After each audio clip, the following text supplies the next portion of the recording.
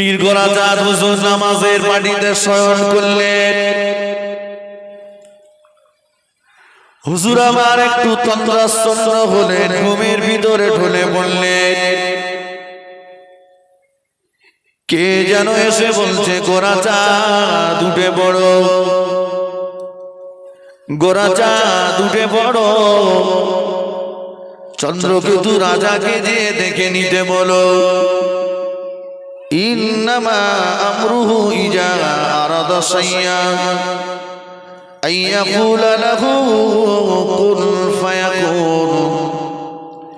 আমি আল্লাহ যখন কোন কিছুকে করার ইচ্ছা করি, আইয়াকুলা লাহু কুন, আমি আল্লাহ শুধু বলি কুন হয়ে যা, ফায়াকুন, সেটা সঙ্গে সঙ্গে হয়ে যায়। আমার আল্লাহ পাক লোহার বেড়ার গায়ে চাপার ফুল ফুটিয়ে দিলে। আল্লাহ নবী জান কবজ করতে এসেছেন, ফেরেশতা আজরাইল আলাইহিস সালাম। দয়ার নবী আমার বললেন, ও আল্লাহ পাকের ফেরেশতা আজরাইল আলাইহিস সালাম, আমার এই অন্তিম সময়তে ফেরেশতা জিবরাইল আমিন আলাইহিস সালাম কোথায় গেল? ফেরেশতা জিবরাইল আমিন আলাইহিস সালাম আল্লাহর নবীর দরবারে হাজির হয়ে গেলেন। আল্লাহ নবী বললেন, ভাই জিবরাইল, আজকে আপনার সঙ্গে আমার চিরবিদায়, আপনার সঙ্গে আমার শেষ বিদায়।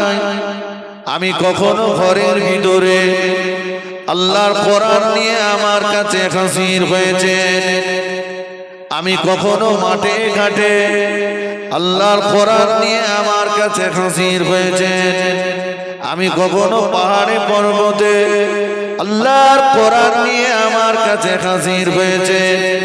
আজকে আপনার সঙ্গে আমার চিরবিদায়, আপনার সঙ্গে আমার শেষ বিদায়। এটা যেমন আমার সহ্য করতে কষ্ট হয়, তার চাইতে বড় কষ্ট হয় আমি আমার উম্মত উম্মতিদের ছেড়ে কেমন করে যাব। আমার উম্মত উম্মতিদের অবস্থাটা কি হবে আল্লাহ পাক জানিয়ে দিলে। ও ফেরেশতা জিবরাইল, আমার নবীকে বলে দাও, হাবিবের উম্মত উম্মতির জন্য হাবিবকে চিন্তা করতে বারণ করে দাও। হাবিবের উম্মত উম্মতির দায়িত্বটা আমি আল্লাহ পাক নিজেই আমার কুদরতি হাতে তুলে নিলাম। আল্লাহ নবী বললেন, লা ইউমিনু আহাদুকুম হাত্তা আকুনা আহাব্বা ইলাইহি মিন ওয়ালিদিহি ওয়া ওয়ালাদিহি ওয়ান নাসি আজমাইন। ও আমার সাহাবীরা, যতক্ষণ না পর্যন্ত তোমার পিতা মাতা অপেক্ষা, আমি রাসূলুল্লাহ বলছি, তো গোটা পৃথিবীর সব মানুষ অপেক্ষা আমি রাসূলুল্লাহ আমাকে বেশি বেশি ভালোবাসতে না পারবে, আমাকে বেশি বেশি মোহাব্বত করতে না পারবে, ততক্ষণ পর্যন্ত তুমি পূর্ণ ঈমানদার হতে পারবে। আল্লাহ কোরআন শরীফের ভিতরে জানিয়ে দিলেন, মা তাকুমুর রাসূলু ফাখুজুহু ওয়া মা নাহাকুম আনহু ফান্তাহু। ওই মানুষটাই তো আমার নবীকে ভালোবাসলো, ওই মানুষটাই তো আমার নবীকে মোহাব্বত করলো। মা তাকুমুর রাসূলু ফাখুজুহু, যে মানুষটা আমার নবীর করতে বলা কাজগুলো করলো, ওয়া মা নাহাকুম আনহু ফান্তাহু, নবীর নিষেধ করা কাজগুলো ছেড়ে দিল। আল্লাহ বলেছেন, আমার বান্দা আমার নবী যেটা করতে বলেছে তোমরা করো, আর আমার নবী যেটা করতে নিষেধ করেছে তোমরা ওই কাজগুলো ছেড়ে দাও। যে মানুষটা নবীর করতে বলা কাজগুলো করলো, নিষেধ করা কাজগুলো ছেড়ে দিল, ওই মানুষটাই তো আমার নবী পাকে প্রকৃত ভালোবাসার দাবিদার। আল্লাহ নবী নূরে জামানে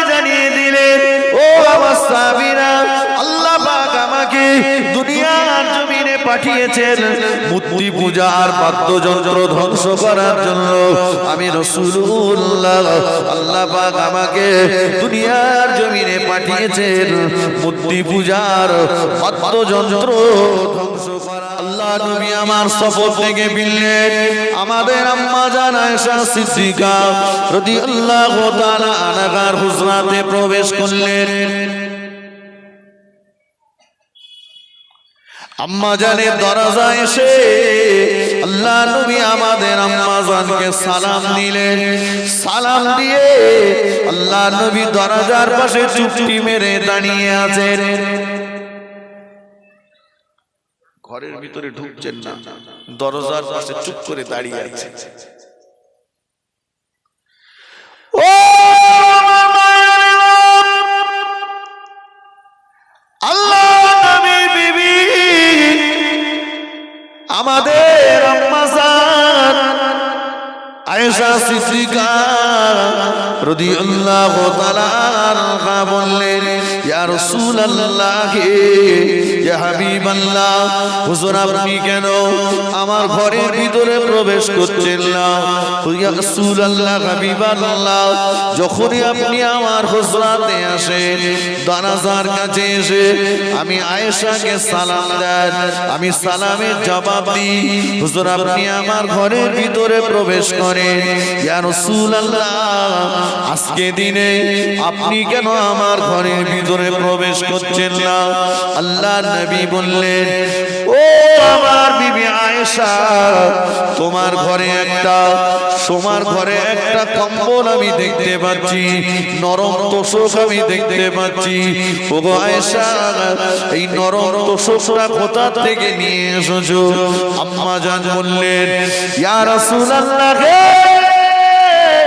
ইয়া হাবিবাল্লাহ, হুজুর আমার ঘরেতে ছেঁড়া চাটাইতে শুতে আপনার বড় কষ্ট হয়, ছেঁড়া চাটাইতে আপনার নূরের বদনের দাগ বসে যায়।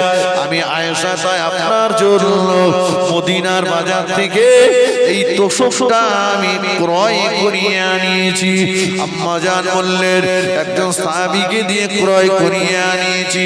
আল্লাহ নবী বললেন, ও আমার বিবি আয়েশা, যতক্ষণ এই তোশকটা তোমার ঘরে থাকবে, আমি রাসূলুল্লাহ তোমার ঘরেতে প্রবেশ করব না। আল্লাহ নবী বললেন, আয়েশা, তোমার ঘরেতে আমি ঢুকবো না। আম্মা জান বললেন, ইয়া রাসূলুল্লাহ, ইয়া হাবিবাল্লাহ, হুজুর কেন, কি অন্যায় কি অপরাধ আমি করলাম?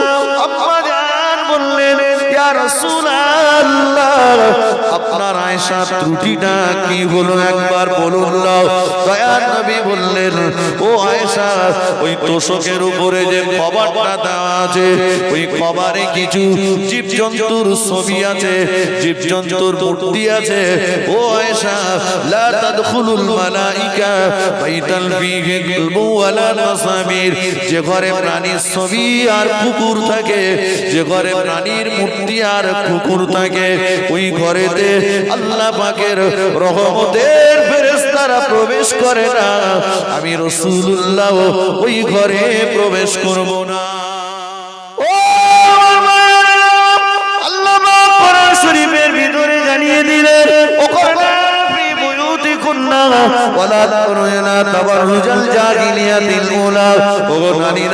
তোমরা ঘরের ভিতরে আবদ্ধ হয়ে যাও, তোমরা তোমাদের রূপ সৌন্দর্যটাকে প্রদর্শন করে করে বেরিয়ে নাও, যেমন করে প্রদর্শন করে বেড়াতো আইয়ামে জাহেলিয়াত যুগের মেয়েরাও, বর্বরতার যুগের মেয়েরাও, অন্ধকার যুগের মেয়েরাও।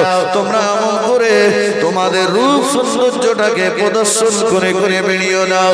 আল্লাহ নবীর বেটি খাতুনে জান্নাত ফাতেমাতুজ জাহরা রাদিয়াল্লাহু তাআলা আনহা ইন্তেকালের আগে স্বামী আলীকে বলছেন, ও আমার প্রাণ প্রিয় স্বামী, আমি ফাতেমা আমার ইন্তেকালের পরে বেশি লোকজনদের যেন সংবাদ দেবেন না।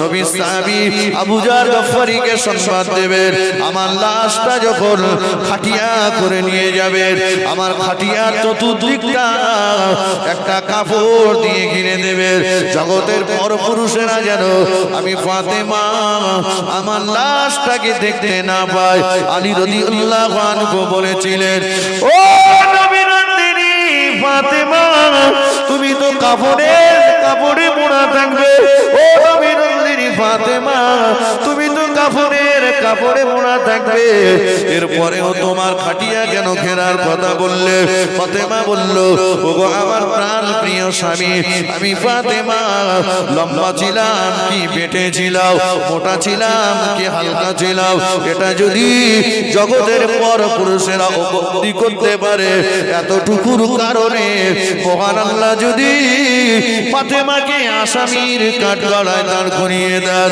আমি ফাতেমা নবীর মেয়ে হয়েও আল্লাহ পাকের দরবারে জবাব দিতে পারবো না এজন্য আমি ফাতেমা বলছি আমার খাটিয়ার চতুর্দিকটা একটা কাপড় দিয়ে ঘিরে দেবে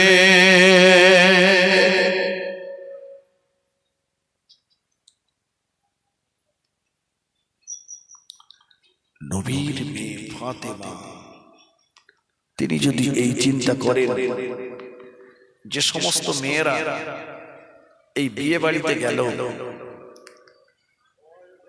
এরা কোনটা করলো কোথায় এদের পর্দা কোথায় এদের পর্দা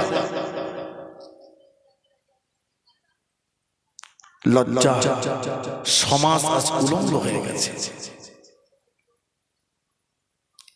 পুরুষ আজ নারীর গোলাম হয়ে গেছে পর্দা যেখানে দেওয়ার দরকার ছিল সেখানে নেই পর্দা আছে শোকেজে পর্দা আছে আলমারিতে পর্দা আছে টেলিভিশনে যেখানে পর্দা দেওয়ার সেখানে পর্দা নেই আমার ভাইরা আমার মুরব্বীরা নওজওয়ানেরা ফিরে আসুন যে কথা বলতে বলতে আমি এত দূর চলে এসেছি আমি কি বলেছিলাম রাসূল পাক সাল্লাল্লাহু আলাইহি ওয়াসাল্লাম বলেছেন আল্লাহ আমাকে মূর্তি পূজা আর বাদ্যযন্ত্র ধ্বংস করার জন্য দুনিয়াতে প্রেরণ করেছেন বলছিলাম না তো সেই মূর্তি পূজা তত্ত্বভাবে না হলেও পরোক্ষভাবে তার সঙ্গে আমরা জড়িয়ে আছি বাদ্যযন্ত্র সেটাও আমাদের থেকে বাদ যায়নি তাহলে বলুন রাসূল পাক সাল্লাল্লাহু আলাইহি ওয়াসাল্লামের কোন দিকটা আমরা নিজের জীবন করলাম শুধু তো বলছি নবীকে ভালোবাসি সর্বশেষ আমি আপনাদের কাছে যে হাদিসটা বলেছি রাসূলুল্লাহ বলেছেন ইন্নী উহিব্বুস সালাসা আমি রাসূলুল্লাহ তিনটে জিনিসকে বড় পছন্দ করি আদ-দিবা ওয়ান নিসা কুররাতু আইনি as-সালাত আল্লাহ নবী বললেন ও মুসলিমিনা আমি রাসূলুল্লাহ খুশবু আতরকে বড় ভালোবাসি আমি রাসূলুল্লাহ নারী জাতকে বড় ভালোবাসি কুররাতু আইনি as-সালাত আমি রাসূলুল্লাহ আমার চোখের শান্তি হলো নামাজ একটু জোরে জোরে বলুন সুবহানাল্লাহ তিন নম্বর দিক থেকে আসুন নবী বলেছেন আমার চোখের শান্তি হচ্ছে নামাজ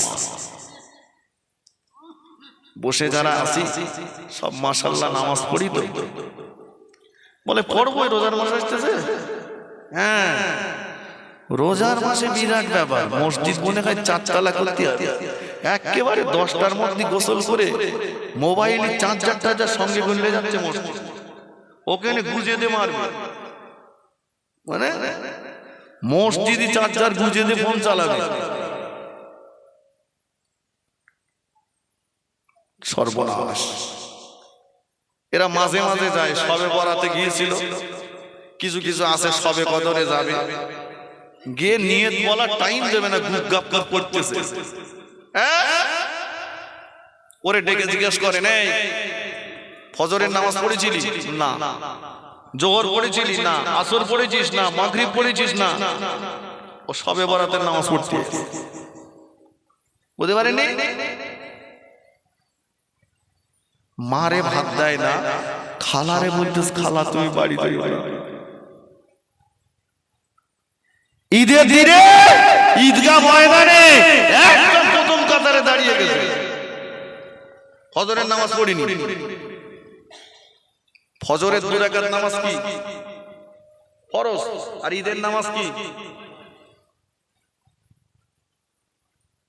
ফরজ পড়িনি, ওখানে চলে গেছে। সকালবেলা উঠে ও জানে ঈদের দিন ভালো করে গোসল করতে হবে, একেবারে সাবান অর্ধেকটা সাবান মেখে বেরোবে, আতর ঢেলে দিয়ে চলে যাচ্ছে। ওরে ডাকে না, হাতটা উঁচু কর। এই হাতটা উঁচু করে দেখবেন ওর বগলের নিচে আফ্রিকার জঙ্গল, ও সাবান মেখে দিয়ে যাচ্ছে। এই কথা ঠিক কিনা? এটা আবার এখন একটা ফ্যাশন হয়ে গেছে, ফ্যাশন। কিছু বুড়ো লোকেরাও রেখে দিচ্ছে। 41 দিনের মধ্যে তোমার বগলের নিচে, নাভির নিচে অবাঞ্ছিত লোক যদি পরিষ্কার না করো, তোমার ইবাদত হবে না। কোথায় গিয়ে তো ঠুকতেছো তুমি? হ্যাঁ, শুধু পরিষ্কার, শুধু সাবান মাখতেছো, লজ্জা লাগতেছে?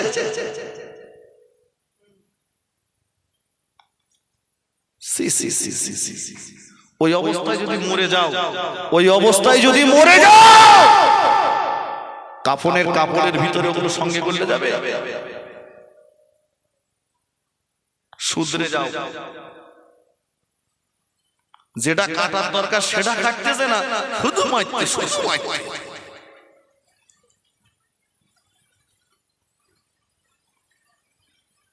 লজ্জা। আমার ভাই,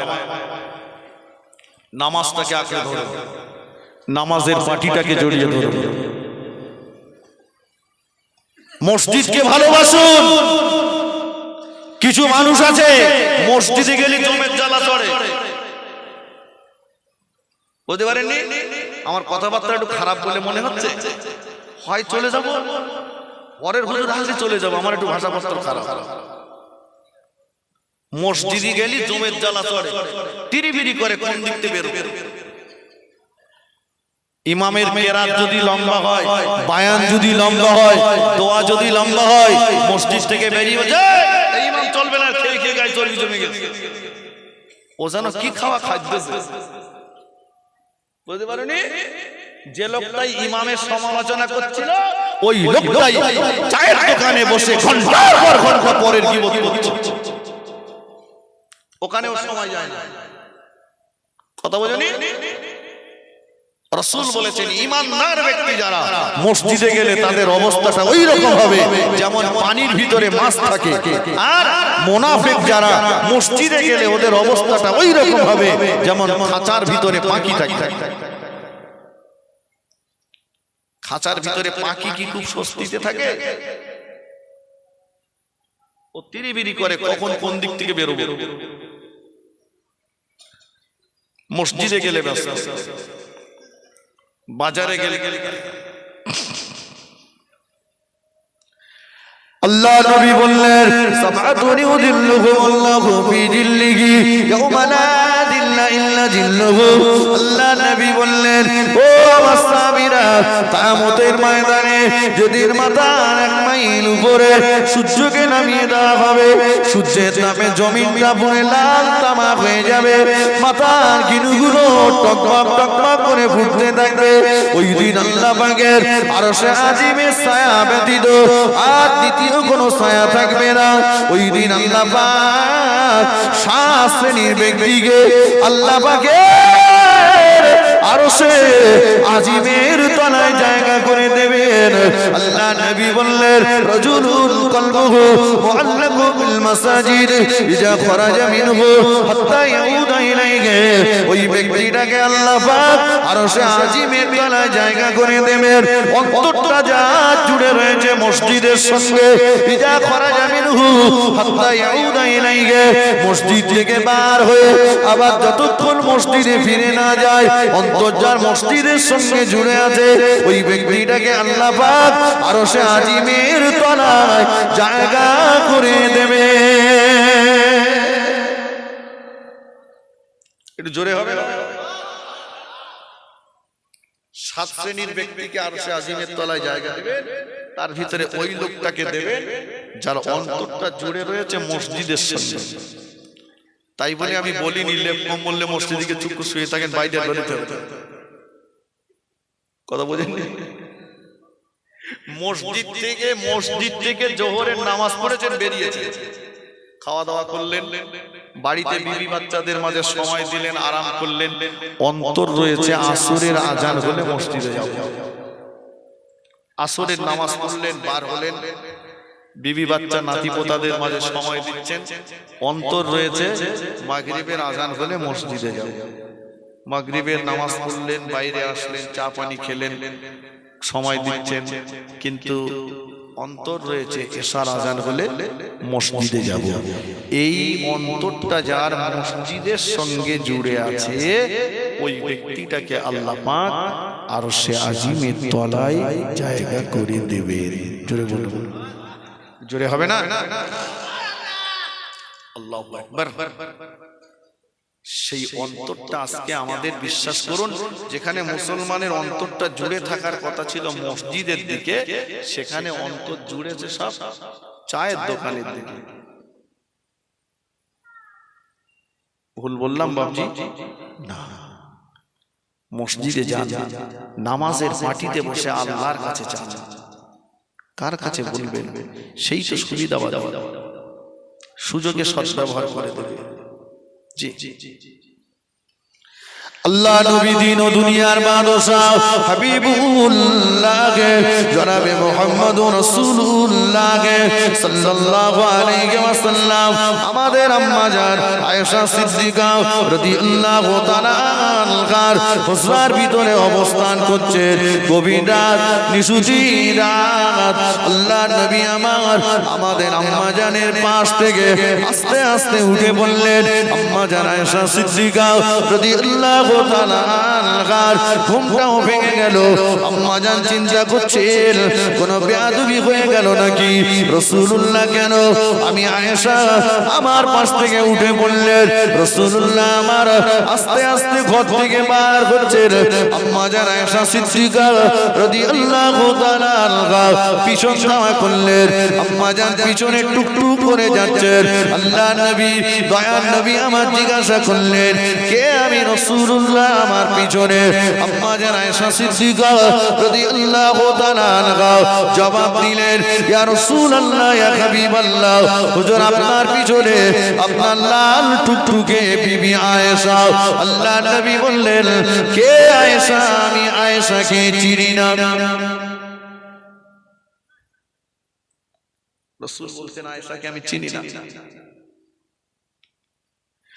ও আম্মা জান নিজের পরিচয়টাকে আরেকটু লম্বা করে দিয়ে বললেন, আবু বকর সিদ্দিক রাদিয়াল্লাহু তাআলা আনহুর বেটি গোলাম আমি আয়েশা। আল্লাহ নবী বললেন, কে আবু বকর? আমি আবু বকর কেউ চিনি না। আম্মা জান আয়েশা সিদ্দিকা রাদিয়াল্লাহু তাআলা আনহা নিজের পরিচয়টাকে আরেকটু লম্বা করে দিয়ে বললেন, আম্মা মুহাম্মাদুর রাসূলুল্লাহ সাল্লাল্লাহু আলাইহি ওয়াসাল্লামের সাহাবা হলেন আবু বকর। আমি হলাম ওই আবু বকরের বেটি আয়েশা। আল্লাহ নবী বললেন, কে মুহাম্মদ? আমি মুহাম্মদ কেউ চিনি না। রাসূল বলছেন, আয়েশাকে চিনি না, আবু বকরকে চিনি না, মুহাম্মদকেও চিনি না। কি মনে হচ্ছে নবীর মাথা খারাপ হয়ে গেছে? আম্মা জান মনটা মলিন করে ঘরে এসে চাদরটা মুড়ি দিয়ে শুয়ে পড়লেন। রাসূলুল্লাহ মসজিদে নববী শরীফে চলে গেলেন, তাহাজ্জুদের নামাজে দাঁড়িয়ে গেলেন। সুবহানাল্লাহ। ও তাহাজ্জুদের নামাজ পড়তে পড়তে ফজরের ওয়াক্ত এসে গেল।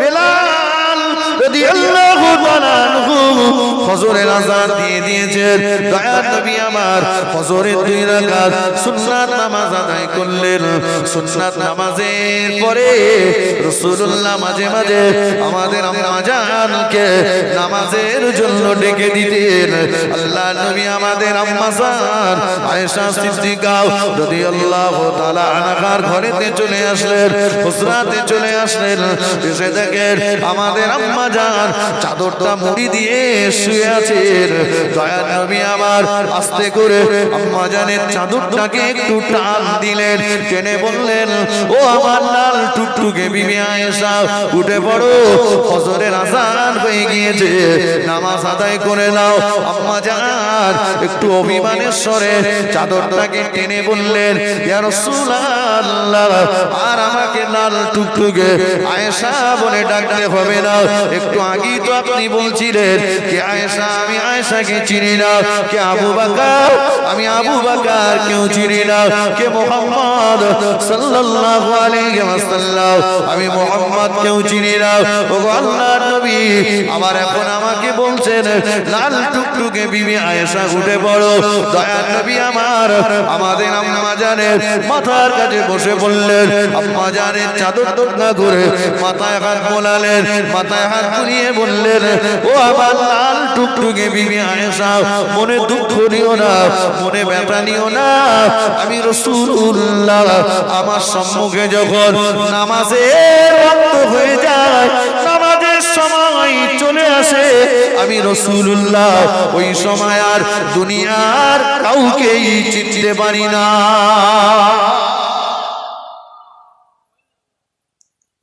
কি বললেন আয়েশা রাগ করো না আমার সম্মুখে যখন নামাজের ওয়াক্ত আসে তখন আমি দুনিয়ার কাউকে চিনতে পারি না শুনছেন আর আমরা তো নামাজের সময় আসলে দুনিয়া দোকানদার মনে করছে এই কোটা খদ্দের ছেড়ে দিয়ে যাবো